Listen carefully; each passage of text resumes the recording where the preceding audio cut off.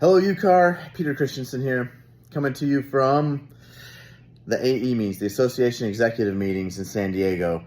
Just happened to be at the NAR meetings for the Association Executives when some big news has just been dropped. And really just about to go jump on a plane back home, but thought I'd hurry and shoot this video before I left. So big news, the settlement that we've all been kind of hoping for, waiting for.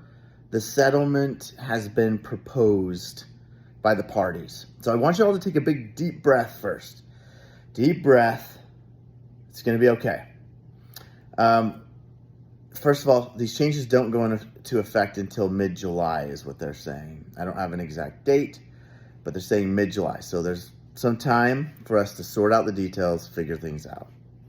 So nothing's changing in the short term.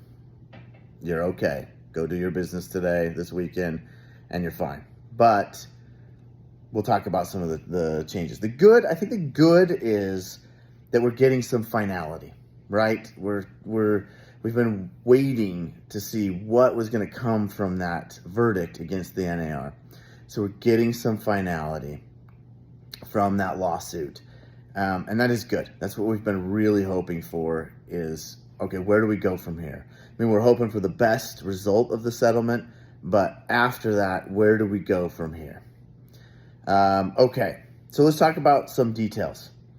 Okay, so this lawsuit would settle the claim against over 1 million realtors in the United States.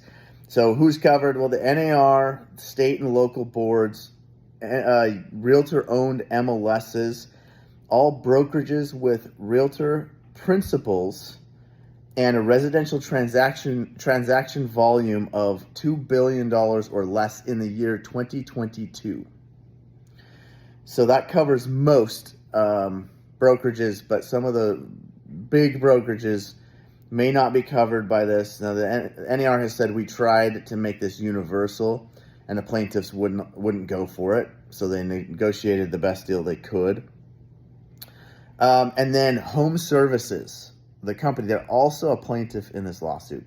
They are not covered by this settlement. Again, NAR said they tried to make it global, and because they are a separate name defendant, I guess the plaintiffs want them to work out their own settlement. So Home Services agents are not covered. Okay. So what does it mean? Well, they have a $400 and something million judgment. So better than the $5 billion. Sorry, it's not judgment, settlement. Better than the $5 billion that was the judgment against them. Paid out over 4 years. So that's good. The NAR saying they should be able to handle that. Okay, but the big changes. All right, the good is we'll get some finality. We'll know where to go from here. The big change, the big elephant in the room, the big change, the proposed settlement has the BAC coming out of the MLS. So no more BAC in the MLS. What does that mean? It's a big change. Now, in Utah, we already have the structure to deal with this in a different way with that brokerage compensation agreement. So what they're saying right now is the proposed agreement that consumers, so buyers and sellers, can still negotiate with each other about offers of compensation. And sellers can still offer through the MLS buyers concessions. So we'll kind of see the details. Like I said, this is just a quick video of the basics. There are a lot of details to go into. The good is that we've been in Utah. I'm chair of the forums committee this year. We've been talking about this possibility for a couple months now. And so we already have that the broker's compensation addendum that can be added to a REPSI right now. So that's already in place. You can see, I think it was maybe the last video I did, we talked about this concept and sort of went through what happens if you're doing a deal without a BAC involved. So maybe Marianne can link to that in the comments, that video. So that's the big one, and we'll figure out how we'll kind of see how that sorts out, and more information to come. But I know those conversations have already been happening. We're already reviewing forms to see what changes need to be made and can be made, and we have a little bit of time to get those in place and get everybody trained on them. Buyer agency agreements are going to be required.